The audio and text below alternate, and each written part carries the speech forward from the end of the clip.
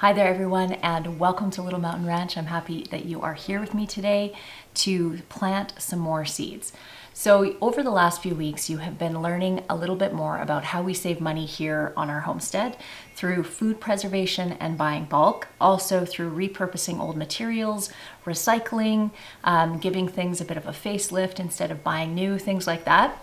One of the other big ways that we save money here is through growing a huge garden. We produce a lot of our own produce here on our farm, all of our root vegetables, all of our greens throughout the growing season in the summertime, broccoli, cauliflower, cucumbers, peppers, tomatoes, all the things. And I absolutely love it. It's one of my favorite things that I get to do here on our farm. We also do raise a lot of our own meat, but I'm going to go into that in a little bit more detail in a future video. Today, we are going to start tomatoes, peppers, and flowers. In my opinion, no vegetable garden is complete without lots and lots of flowers. I am not a flower gardener, and what I mean by that is I don't have lots of pretty flower gardens around my house. I don't have any gardens that are specifically dedicated to growing flowers, but I always plant tons of flowers in my vegetable garden.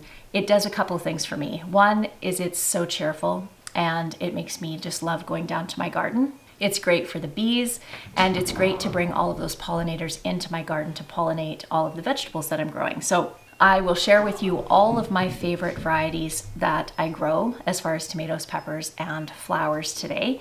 We're going to dig more into some of the other things that I grow. Cats are being silly.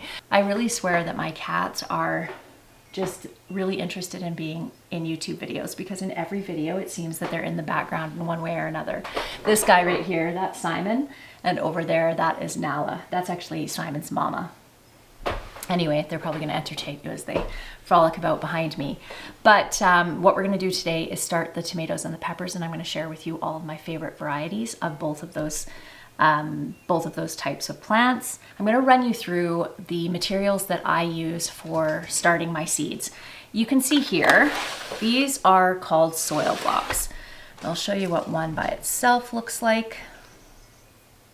So it is a little block of soil, and it has a little indentation in the top of it. And I use soil blocks to start a lot of my seeds. I also use a lot of these kinds of little cells, these little 4-cell containers here. And what I do is when I buy seedlings, because I still buy lots of seedlings at the nursery, things that I didn't start, or maybe something that I started that didn't germinate well or whatever. And then I save the little cells and then I reuse them the next year for starting seeds. And all I use to make these soil blocks is a soil block maker and some good quality potting soil. My preferred potting soil is Sungrow potting soil. I've been using it for years and it always works for me really well. And I don't need to add anything extra to it to make it stick together, just with a little bit of water, and it sticks together and holds its shape really well for making these soil blocks. So we have lots and lots of soil blocks made here. There are 50 soil blocks in each tray. We are going to be doing 200 tomato plants, probably a few extra, and around 160 or so pepper plants, and then the rest we're going to fill with flowers. I don't know if I'm going to get all of those seeds started today, but I'm going to do my best. One of the other things that I recommend having for when you're going to do your seed starting is something to mark your trays with, to mark what it is that you're planting where. And the reason for that is because as much as you think you'll remember, take it from me, you won't. I always think I will, and I have to make very certain that I mark them and tag everything while I'm actually planting them, because even from the time I start planting, say today, this takes me half an hour, by the end, I'm probably going to forget what I started. So what I have done is I have made a bunch of tags using an old sour cream container. I like using this kind of plastic for this purpose because it is a food grade plastic. And I have already gone through all of my seeds and written all of the names of everything on these tags. That saves me a little bit of time while I'm planting. And then I have a little bit of extra soil here in this bag that I can use to cover up my seeds once we get them planted. I also have a permanent marker here and some blank tags in case I missed marking some of these. So we are going to start with tomatoes. So let's do a little bit of a breakdown on the cost savings for growing tomatoes, for instance. So I grow all of my tomatoes organically. I use organic seed. Buying organic tomatoes at the grocery store, of course, is quite pricey. So I am having a really hard time believing this, but this says, this is at Save On Foods here in British Columbia, that for an organic heirloom tomato, it is $7.71 per tomato. That is absolutely insane. And around $3.05 for a pepper. That's very expensive. So I know without a doubt that we're gonna have huge savings through growing our own tomatoes. So we're gonna start with Amish paste tomatoes. So this is a Roma tomato. And this package of seed has 395 seeds in it, 94% germination. So that means that for every 100 seeds that I plant, 94 of those seeds will actually grow and germinate. That's what the germination rate means. And this was $10.35, I believe, for this pack of seeds, which is a little bit expensive, but these are certified organic seed. So of course, certified organic seeds are always a little bit more expensive than non-certified organic seed. I don't mind that extra cost though, because this entire package of seed is only slightly more expensive than buying one good size heirloom tomato from the grocery store. So that's definitely a savings there. These Amish Roma tomatoes are one of my favorite types of tomatoes to grow. So what we're gonna do here is I am going to put 2 seeds per cell, just so that we guarantee that at least one of those seeds comes up with such high germination rates. And this indentation is not very deep. It's around 1/4 of an inch or so. So you don't need a really deep hole. Kind of the way to look at seed planting is you want to plant the hole about twice the depth that the seed is size-wise. So this is about probably 2 millimeters. This is very difficult to show you, but you can see how small those seeds are. So I don't want to plant them more than twice the size of the seed. Does that make sense? I hope that makes sense. You don't want to bury them way down there. It can slow down the germination rate by quite a bit, and sometimes the seeds can just end up rotting in the soil if you plant them too deeply. So this is 50 here. There's 50, like I said, 50 little cells here. And we are going to fill this entire tray full of Amish paste. I can usually fit around 186 tomato plants in my high tunnel. I do live in the north, and I do require a high tunnel for growing my tomatoes. We get really cool temperatures at night, and tomatoes don't like to go under 10 degrees Celsius at night for more than a few days in a row, and it starts to stunt their growth and their development and definitely ripening. So, and because we get down to that low often throughout the summertime, it requires a high tunnel. So I do have a 21 by 60, I think is what it is, high tunnel that I grow my peppers and my tomatoes in. And it has been working really, really well for me. I've been growing in there for, this will be my 5th or maybe my 6th year growing in it. And I absolutely love it. It is definitely my happy place in the summertime. It's so beautiful in there. It's like being in a jungle. So I always dump my seeds back in over top of where I'm growing those seeds, because as you saw, I dropped a few of them. So now what we're gonna do is grab our tag. What I do once these little plants outgrow these little soil blocks, and I'll be able to tell that when roots start coming out of the bottom and the side of these little blocks quite vigorously. So once they're kind of white looking around the side from the roots, then I will pot these up into paper pots, and I make my own paper pots out of newsprint each year. And what's really nice is outside of the cost of the seed and the soil and these trays, which I reuse year after year, some of these trays I have are probably 15 years old, there's really not a lot of cost for me for seed starting. So that is that. And we did moisten these soil blocks really well, so I actually don't even need to water them in right now.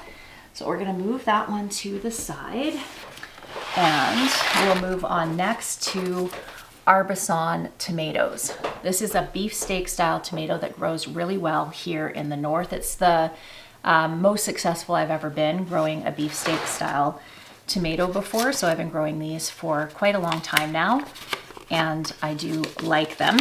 So one thing about, wow, there is not a lot of seeds in that package. 10 seeds in this little package.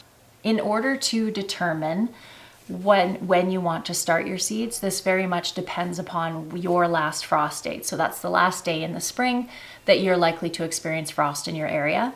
Most tomatoes need to be started between 6 to 8 weeks before your last frost date, but almost every single seed pack you buy will have detailed information about when you should start your seeds and when they should go out into the garden. So it's not as hard to determine as you might think. What I always tell people is that the best place to know, or the best place to ask to find out about gardening in your area, is to speak to gardeners in your area. And when I say in your area, I don't necessarily mean in your town. I actually mean right in your direct vicinity if possible. So within your same neighborhood, because I've shared this before, but where we live here, only a couple of kilometers away where we live, as the crow flies, they have almost 2 extra weeks of growing time because they're in a little bit of a microclimate because they're down by the river. So that's just something to consider. Talk to your neighbors because they are going to be the ones who are going to be able to tell you best when the best time is to start seeds in your area. So these ones are Arbosans. And next up, this is a new one. This is a San Marzano, and I have really enjoyed growing San Marzanos, but this is a San Marzano La Padina 2. It is a new one from West Coast Seeds, which is where I like to buy my seeds here in British Columbia. It's a BC seed company. Actually, there's 2 favorite places I have to buy my seeds. One is West Coast Seeds and the other one is Moonglow Gardens. So I'm going to show you some of the fun seeds that I'm going to be growing from Moonglow this year. I'm going to do 10 of these ones because they're one that I haven't done before, although I know the San Marzano is usually a really good tomato. I don't want to overdo it with those. Oh shoot. Whoops. I just put those seeds back into my Arbosan package. Let me just switch those out, or that is going to mess me up next year.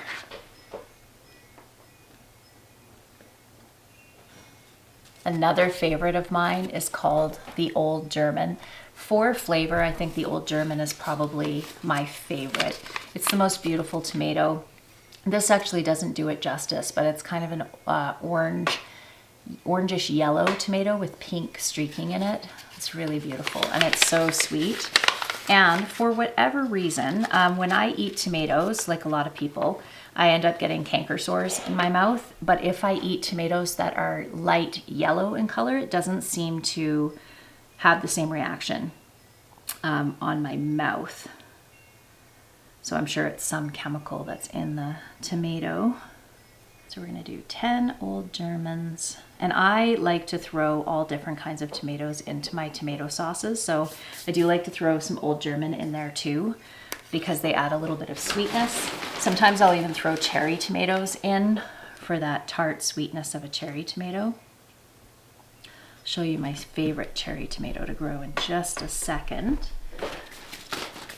Okay, maybe we'll do those ones next here. Actually, no, let's do black crim. Black crim is another fantastic tomato, slicing tomato slash sauce making tomato. The only thing about larger slicing or beefsteak style tomatoes in comparison to say an Amish paste tomato is that they tend to have more water in them. So you usually have to cook them down a little bit more than you do a paste tomato.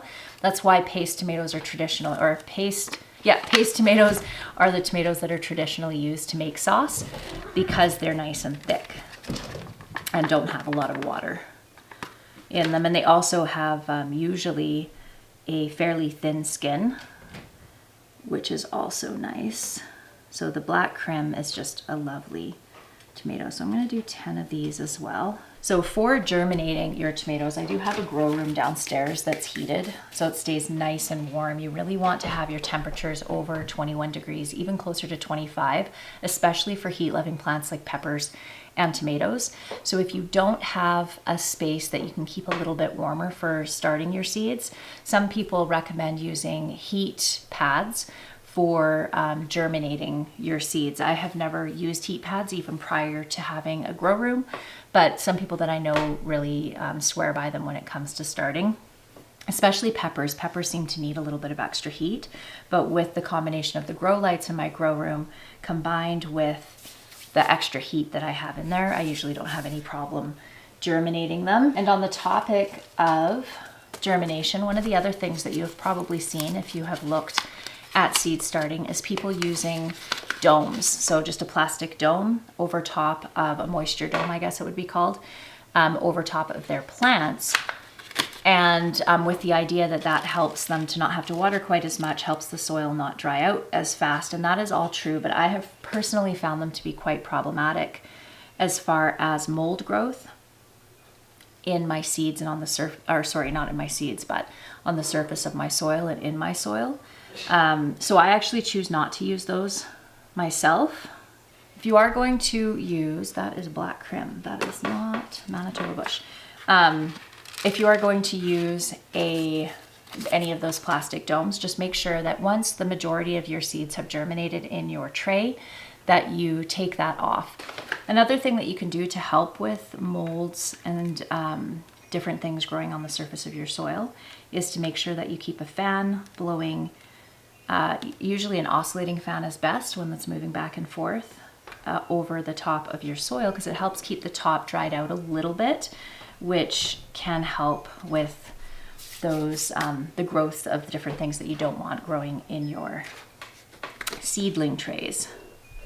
So the one that I just planted here is called Manitoba Bush. This is a determinate style tomato. So the difference between indeterminate and determinate is determinate tomatoes have a kind of a preset genetic growth size. So it's only going to grow to be so big, it's not going to keep growing like an indeterminate tomato that will grow and grow and grow until frost kills it off.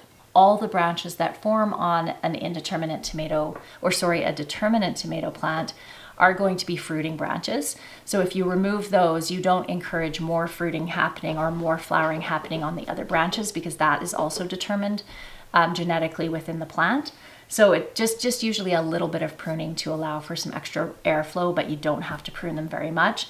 They do still require staking or trellising of some sort, but they're a really nice tomato to grow. And this one, this Manitoba Bush, is an excellent northern tomato because it is bred for that. So I always have a lot of good luck with these guys.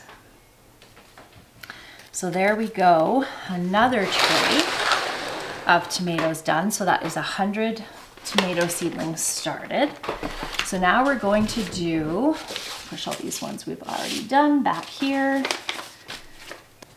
We're going to do some sun gold. This is my favorite cherry tomato and one of the only ones that I grow now because it is an orangish yellow one. So similar to the yellow old German that I was talking about that doesn't hurt my mouth, these don't hurt my mouth, and the flavor of them is absolutely fabulous. So you don't have to grow a lot of plants when it comes to cherry tomato plants because they are very prolific, and they are an indeterminate, which means they'll grow and grow and grow and grow. So you do want to keep them pruned, but I am having a hard time opening this. So usually only 2 or 3 plants is enough for me because we usually use these primarily for snacking on. Although, like I said, I don't mind adding them into sauce. So let's do 5. So I'm actually going to do a couple more rows of our Manitoba bush. I like growing bush tomatoes along the side of my high tunnel because my high tunnel does kind of arch like this. So I use the middle for my indeterminates because they can grow up really high, and then put the bush along the side. And then it also helps to not shade out the plants that are growing on the inside as well. So let's do 15 more of the bush here. I have a bunch of fun tomatoes that I got from Moonglow Gardens that I want to try. I always like to experiment with a few new varieties each year. Although for the most part, I stick to the ones that I know are going to grow really prolifically for canning. I do still like to do quite a few of fun kind of experimental ones. I'm gonna have to do another tag for my Manitoba bush here. Okay, let's get, did I plant some of these Marzito? I have not. So these Marzita are a multi-use mini San Marzano. Delicious, eaten right off the plant, cooked down into a sauce or dried. See that one there? So I definitely want to plant a bunch of those. That's a new one for me. But the San Marzano tomatoes are such a nice paste tomato. Ooh, we only got a couple seeds in there, just 10. Let's plant them all, shall we? Okay, so Moonglow Gardens is in northern Alberta, and a lot of what Ash grows there are plants that are specifically grown with genetics for northern growing. And that's one of the reasons why I love getting seeds from her. So I have a whole bunch of different tomato seeds that I want to try. And then I also have, I think they're right here, a bunch of micro dwarf tomato varieties that I want to grow for my green stalk planters. So I'm planning to do some micro dwarfs in my green stalks. I have 3 new green stalks that are coming for the deck. We are going to be putting on a new deck on the front of our house this year. Our deck has completely rotted. It is time to put a new one on. And I got 3 new green stalk planters that I'm gonna fill with flowers and I think strawberries for my deck, which I just can't wait. But I do want to do some micro dwarf tomatoes in my green stalks. So we are going to do this one, which is called Bullfinch. This one, which is called Orange Dream. And we're going to do Red Riding Hood, Marvelous. I've done Marvelous before. That one's a dwarf. So the dwarf tomatoes I usually plant along the sides of my high tunnel. So we're going to do a couple dwarfs too. Hardin's Miniature, Laura number 5, and Arctic Rose, which is a beefsteak dwarf tomato. Oh no, actually that one we're going to wait and do for the sides of the high tunnel because that one's a dwarf. Okay, I think that's it for the micro dwarfs. So we are going to do some of these. Micro dwarfs are a great one if you are wanting to experiment with some indoor growing. I have grown micro dwarf tomatoes indoors before in the wintertime and actually ended up with edible tomatoes. The nice thing about dwarf and micro dwarf tomatoes too is they're usually some of the first tomatoes to ripen in the summertime, which is nice. So you can get some early tomatoes, which for us in the north is most welcome. 5 of those. Of these cute little Orange Dream. 5 of the Bullfinch. I think I can fit 30 micro dwarf tomato plants in a green stalk planter. So it'll start at least 30 of them here. I'm actually going to put 3 seeds in each of these because these are a couple years old, these seeds, so germination's probably not going to be excellent.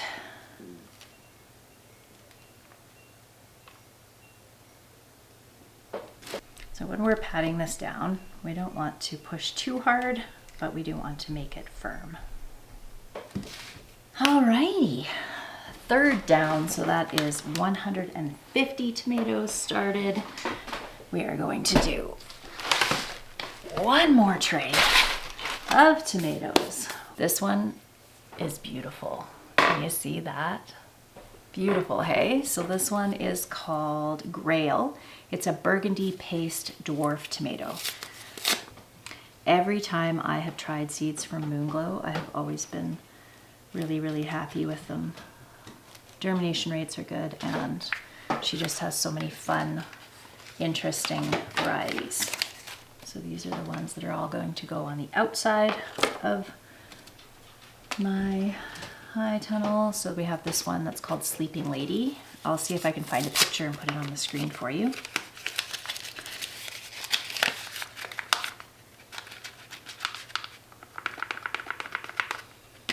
We have a Japanese dwarf, which is a red slicing dwarf tomato.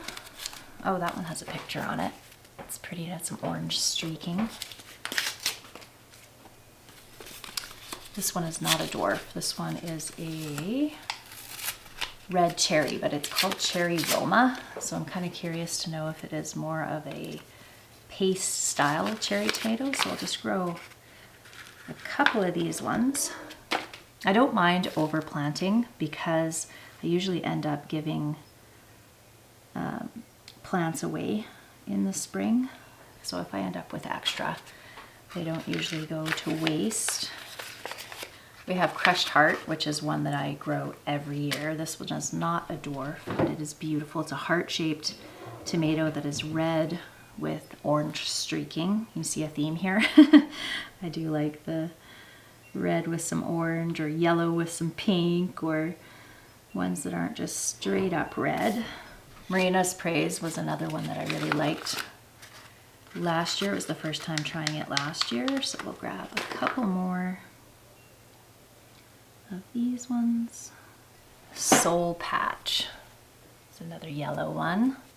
So this one is another dwarf style tomato. All right, last one, Gondwana Moon. This is a yellow slicer dwarf. Oh my gosh, look at that. Isn't that gorgeous? We're almost done with our tomatoes here. I think I'll probably wrap the rest of this tray up with some more. What else? We'll do some more Amish paste. All right, 200 tomatoes started. And now for our peppers. So I don't actually have as many pepper seeds as I was supposed to have this year. I don't know what happened when I went to my seed stash to get peppers for today. I didn't have a lot of the ones that I wanted to plant. I plant primarily California Wonder peppers because they just do really well here, and I don't have any California Wonder seeds. Fortunately, our local feed store does carry West Coast seeds, so I can probably go down there and get some tomorrow. But in the meantime, we're gonna plant King of the North, which is one that I grew for the first time last year and did grow quite well here. So I'm going to grow 10 of those. I'm going to grow some jalapenos for cowboy candy, although honestly, I am not gonna have to make that much cowboy candy this year because I made so much last year that I don't even think I'm gonna have to make any this year, which is kind of nice. I don't think I'm gonna have to make that many pickles in general this year, except for dills. I'm gonna be doing some experimentation with making dill pickles this year to try to get a crispier pickle. I have a really good flavor on my pickles, but it kind of seems to be hit and miss as far as them being crispy. So we're going to figure that out. Going to do some sweet yellow banana peppers. I like mixing in sweet banana peppers in with my cowboy candy because they're not hot, of course, and they add a nice sweetness, but they do pickle nicely. So we've got our King of the North there. We have our jalapenos there. Sweet banana peppers there. I am not someone who likes a lot of heat. I definitely tend to lean more towards the sweet peppers than I do the hot ones. And then we have this one. This is a new one. It's called Jimmy Nardello, and it's an heirloom Italian frying pepper with incredibly sweet flavor for fresh and cooked. This is a new one from West Coast Seeds, so we are going to give this one a go because it sounds like my kind of pepper. Aha, there we go. Sweet and spicy pepper blend, a moon glow one. So I'm gonna plant all these ones. I do like a good mystery seed. all these seeds. It looks fun. It's a good thing that I am limited a little bit by space because I would plant a ridiculous amount if I had an endless amount of space. So that is 50. So I'm going to finish planting the sweet and spicy mix and a few more, but I'll save the rest of them for, or the rest of my space in my high tunnel for, which is around 100 more, for the California Wonder peppers. So that will pop that way. Okay, I'm gonna finish planting these ones and then we're gonna get into planting flowers, and then I'll take you down to my grow room and show you what I have going on down there, what's currently growing.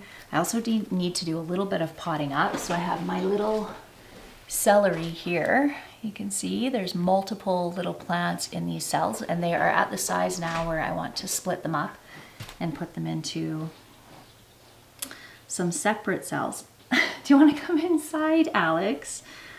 Another kitty at the door. I actually had such a good pepper harvest last year that we still have lots of peppers left in the freezer, which is great. There's a little spider there. Hey, little buddy. All right, friends, we are now back at planting, except now we're going to do our flowers. So I've moved all the trays of the vegetables down to the grow room, and we'll head down there as soon as we're done planting these. And I'll show you, pardon me, Ann? It's chilly out there. So what we're gonna do now, did I run you through the flowers already that we're gonna do? I'll run you through them again in case I didn't. So we're gonna do some straw flowers, and this is one that I actually just found in my drawer, so I probably didn't mention it earlier if I had mentioned the other ones. Straw flowers, we're gonna do some sweet alyssum. We're going to do some red cherry marigolds. Aren't those beautiful? Strawberry blonde marigolds. I love marigolds. They're very nostalgic for me because my grandfather was an avid gardener, and he often had marigolds along the pathway to the front door of their house. So that smell, I really connect with my grandparents' house. We're going to do this lavender lady gomphrena. Gomphrena, I think that's how you pronounce that. This is the first time I've ever grown that. We're going to do cornflowers, and this one's called Classic Magic, which is beautiful and purple. I'm going to do some milkweed, which I have never grown before. We don't have monarchs up here. And I mean, I'm holding out the tiniest little bit of hope that if you plant them, they will come, which of course they won't. We're too far up north for that, but I thought it would be fun to grow some milkweed. These are really beautiful. These are marigold, and they're gemstone marigold. So these are some that are from Moonglow Gardens. So I have 2 packages of those because I want to do lots of those. We're going to do pincushion flower, and I'll show you a picture of the screen on the screen of pincushion flowers that I planted last year, the same ones, and they're just the most beautiful flower. I'm going to do some okra, which is another one that I found in my drawer. That I probably should have started a little while ago, but we're gonna give those a try. I have tried to grow okra before, a couple of years, but it was several years ago, and I'm gonna give it a try again because I want to. I think it would be fun. We're gonna do some Brussels sprouts. We're going to do some eggplant, so these obviously are in the vegetable realm and not flowers. We're going to do coral fountain amaranth. So I just realized that I also brought all of my markers for these downstairs, and we all know that I'm going to forget if I do not mark them as I plant them. So one sec, I'll be right back.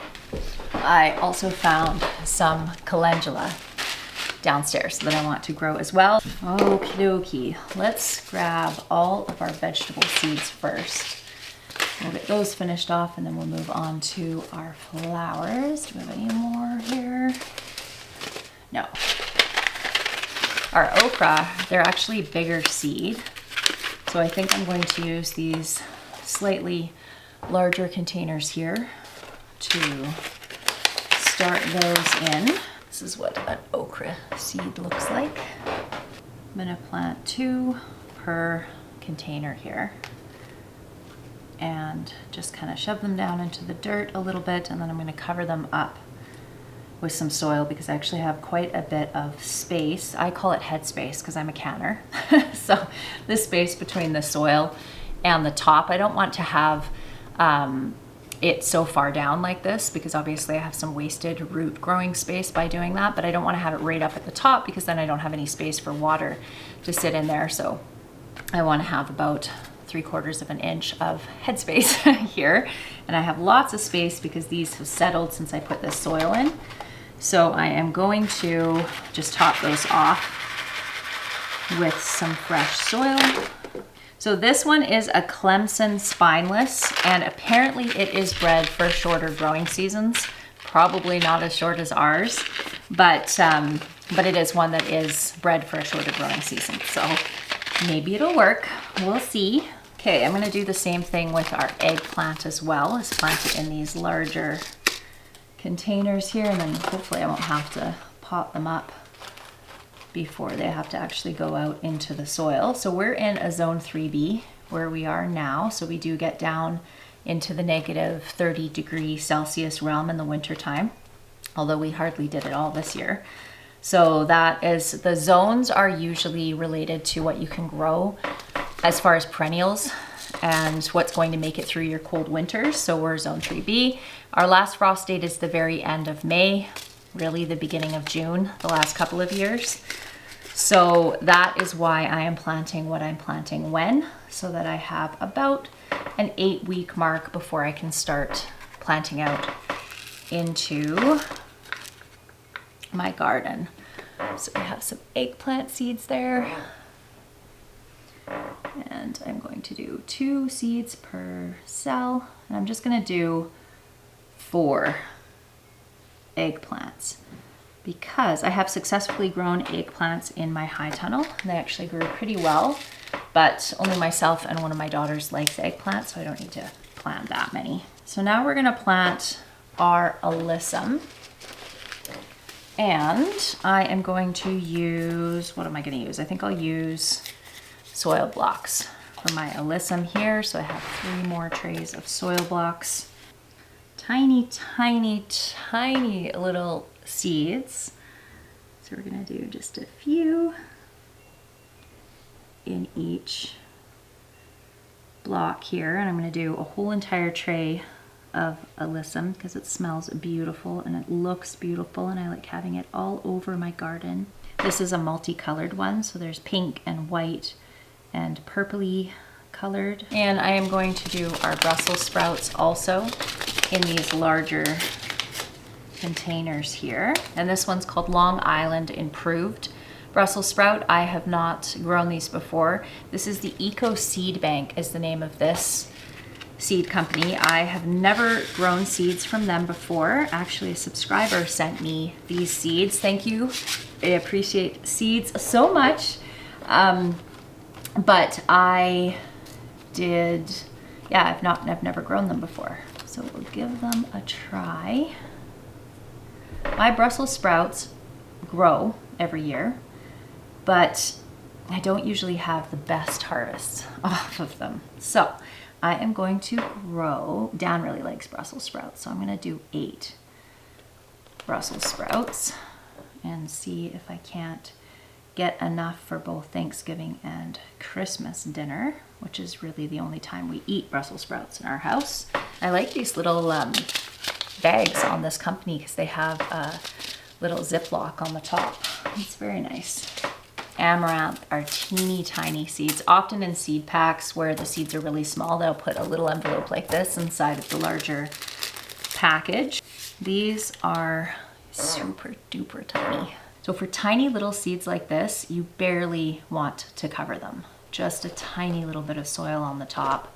And you can even just put them in and pat them into the soil rather than putting soil on top. 8 of those. I have not grown these before, so that'll be a first for me. And this one's called Coral Fountain Amaranth, and it sure looks beautiful, doesn't it? Okie. I am going to plant our calendula in these larger pots as well. I'll show you the calendula seed. They are quite large, you can see there. So I'm going to use up what I have in this bag. I also direct seed calendula, or pot marigold is also what it's known for. So most of these I'll go just spread around my garden as soon as it's warm enough to do so, and we're past the frost stage of things. Okay, now pincushion flower. This is actually another one that is a larger seed. I'll show you. These kind of have neat looking seeds. See those? They're really light and fluffy. So we're gonna put a couple of those in each of these, and I will most likely have to pot these up because they're pretty fast growing plant once they get going. I really liked these last year, and I only ended up with, I think, 2 or 3 from all the ones I planted. So I'm gonna plant 4, we'll plant 24 of them. And these are more from Moonglow Gardens. See why it's important to dump your seeds over top of the cells that you're gonna plant in, because you will spill. It is inevitable. Marigold seeds are so beautiful.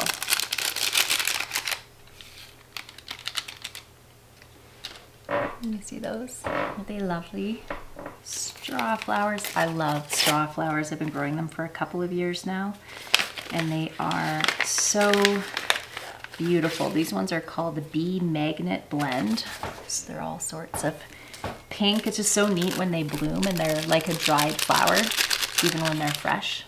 So these are ones you can actually sprinkle onto the soil in the early spring, and they will come up. I had some self-seed in the patch that I grew them in 2 years ago, so they self-seeded and came up again last year.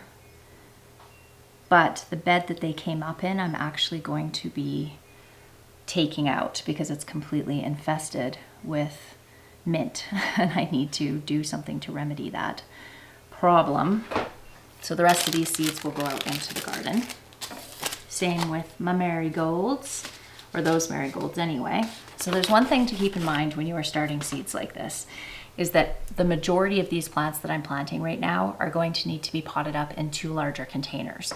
So 50 little soil blocks doesn't take up a lot of space. 50 containers about this big takes up a lot of space. So you want to make sure that you have the space to pot your plants up to before you get too carried away with starting seedlings when they're really small like this, because they really don't take a lot of space this way. What I do is mine stay in my grow room for another probably 2 weeks, and then they're going to be going outside into my little greenhouse, and I'll show you how I set that all up when we go out there to do it, because it is still cold at night and we are still getting into the negative temperatures at night, and will do for the next while. So we'll have a heater out there and some extra protection for these seedlings, but all of these seedlings would not fit in my indoor grow room at all. I wouldn't be able to start this many seeds if I was limited to that space. But thankfully I am not. I'm really excited about these strawberry blonde ones. So I'm actually only going to put 1 seed. These are this year's seeds, so I'm hopeful, or I guess last year's they were harvested, but purchased them this year. So hopefully germination rates are really good, because I want a lot of these guys. Okay, there we go. That is another 100, 200-ish or so plants for the 2025 garden. Very exciting. Okay, so now I'm just gonna top these up with soil, and then we will head down to the grow room and I'll show you what I have going on down there. All right, friends, here we are in our grow room. This is a room that Dan and I built a couple of years ago. On the walls, you can see that they're shiny. This is actually puck board, plastic board that's used in hockey arenas so that the pucks don't damage the wall. The reason that we chose this is because it was plastic and we wanted to be able to seal this room up so that we didn't get the moisture from growing all these plants in here into our walls, and it's worked really well. The only thing about it is because it gets really warm in this room, it does tend to warp a little bit with the heat. So it kind of expands and contracts with the heat. So we get a little bit of rippling on it. I'm not sure if you can see that along here. So that's the only thing about it that isn't fantastic. But a couple of nice things about it: it is waterproof, it's super easy to wash and keep clean, and it's nice and bright, which is nice. These shelves we just bought from Amazon. They are listed in my Amazon store, along with these lights. These are just inexpensive LED grow lights from Amazon, and I've been using these. I have a couple of different kinds of them, or brands of them, and they work great. I prefer the white ones like this than the purple ones that you can see down there. But that is just a preference. They grow just as well. Both of them grow just as well. I just like to be able to see the beautiful green color of my little seedlings and not have them all tinted purple like my purple ones down there, which is why my purple ones are at the bottom of the shelves. The other thing that you're going to notice is that all these lights are currently on. I don't have my lights on until my seedlings germinate. It's just not necessary to be running the power when they haven't popped out of the soil. However, you do want to keep a really close eye on them, because as soon as they pop out of the soil, they're going to be reaching for the light, and you don't want to get a leggy start with your seedlings at the very beginning. So legginess is when you end up with long, weak stems and kind of leaves at the top of long, weak stems. And that's usually caused by insufficient light. So you do want to make sure that as soon as they pop out of the soil, you get your grow lights on them. You want to keep your grow lights on between 12 and 16 hours. And you want to make sure that your growing space is fairly warm. So above 21 degrees Celsius. I like mine more around 25 degrees. What are we at right now? We're actually at 28 degrees in here right now, so it's quite warm. I do have a little heater right down here that I keep on during the night, because during the day these lights actually keep this space plenty warm enough, especially because it's so well insulated in here. But at night it does cool off, and especially during germination I like to keep it nice and warm, particularly for peppers and tomatoes and other heat-loving plants. So I do have this set on a low temperature just so it keeps nice and toasty in here. So to help control the humidity in this room, we do have a vent right up there that is hooked to a fan that clicks on if the humidity gets too high in here. So if it starts heading towards like 60% humidity in here, then that fan, I think that's what Dan has it hooked up for, then that fan will kick on and suck some of the humidity out. But because this room is very well insulated and sealed off, humidity is not a huge issue, but we did want to make sure that we tried to prevent any mold getting into the walls of our home as best as we could. So I'm going to show you a few of the plants that I have growing in here right now. So down on the bottom, I have tons and tons of onions. And the reasons that I have the onions down here on the ground is because I just take the shelf out. I need to take this one out because these can grow quite tall, and that way I can pull the light up and adjust the light. Whereas these ones don't have as much space between the shelves. So I just keep these guys at the bottom. So I do have lots and lots of onions growing down here. I have, what else do I have growing down here? I have some artichoke babies here. We have a whole bunch of beautiful fennel growing in over here. We have some sweet little parsleys here. Lemon balm, which takes forever to get going, but it's finally starting to grow. All our celery that we potted up earlier. And these I'm very excited about because last year I tried to grow eucalyptus and I was not successful. And this year I did plant the 6 cells, but only 4 of them actually came up, but they're growing. So one thing that I have learned about growing eucalyptus is they don't like to have wet feet. So this is actually probably a little bit too damp. So I've been letting them dry out between waterings, or not entirely dry out, but dry out a little bit. And that has helped them tremendously. So really excited about that. So I don't have a ton in here right now, but now that we have started all the tomatoes and the peppers and all the flowers, it's not going to be long before this room is bursting. I am going to be starting all my brassicas in the next couple of weeks. And once I start those, I start several hundred of those. So that's broccoli, cauliflower, cabbage, all those cold hardy plants. Those will pack it in here. So I like to have my trays so they're lengthwise, and as you can see I have 2 lights per shelf, and that gives just enough light for really good growth for my seedlings, and having them lengthwise gives them optimal growth. But once it starts filling up in here, I start to have to put my trays this way, and what I normally do is raise these lights up and I just pull it out a little bit on either side, and that gives me sufficient light to be running my trays this way. But it won't be long once I have the brassicas started that I will have to do that. Growing plants, growing a garden is something that I am so passionate about, and I just love it. I love it so much. And if you would like to dig in a little bit more into growing, my membership community is the perfect place to do that. Right now we are talking about seed starting our gardens. There are people from all over the world in our membership community. So there's people at different stages of the garden. Some people are already putting things in the ground, but we do have quite a few northern growers in there as well that are kind of starting on the same schedule as I am. And it is so much fun to watch people from all different levels of gardening. We have people that have been gardening for a long time in our community, and we also have brand spanking new gardeners that have never gardened before. So it's a really great place to come to learn, and also come for just the community of being able to sit and talk gardening with other people that are as passionate about it as you are. So if you're interested in checking that out, you can click the link below. We also have a really fun quiz that we just launched over on our website. And once you work your way through that quiz, you'll be given your self-sufficiency archetype. And within that, we will be sending you a really fun surprise freebie that is totally free, really high quality information that will help you on your journey towards self-sufficiency in whatever way you're wanting to do that. So whether it's learning how to can, learning how to cook from scratch, gardening, animal husbandry, any of those sort of self-sufficient skills, this quiz will hopefully help us to understand where it is that you need the most support, and then we'll send you resources to be able to support you. So it is really, really fun. I'll also put a link for that down in the show notes below if you want to go check it out. And with that, my friends, we are going to go. I actually think I may potentially have a sheep who is getting ready to lamb down in the barn. So I'm going to go and hang out with her for a bit and see how she's doing. I promise I'll share with you when our lambs actually hit the ground. I hope that you all have a fantastic day, and I'll see you again next time. Bye, everyone.